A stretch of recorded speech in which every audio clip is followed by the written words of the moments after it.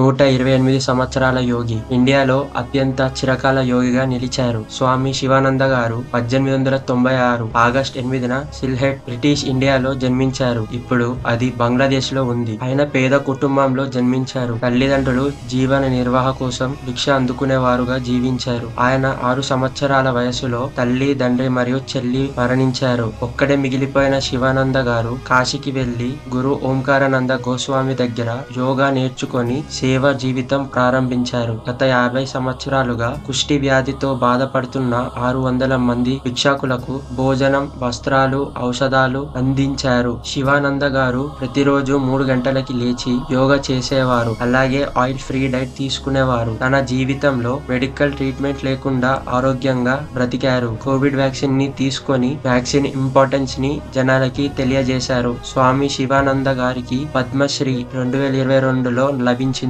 ఆయన భారతదేశంలో పద్మశ్రీ పొందిన అత్యంత వృద్ధుడు. యోగా రతన్ అవార్డ్ ఇంకా వసుంధర రతన్ అవార్డ్ లభించింది. చివరికి ఈయన 2025 మే 3న వారణాసిలో తుది శ్వాస విడిచారు. స్వామి శివానంద గారి జీవితం, యోగం, ధ్యానం, సేవలకు నిజమైన ఆదర్శం. ఈ మహనీయుడు గురించి మీ అభిప్రాయాలు కామెంట్స్ లో తెలియజేయండి. జై హింద్.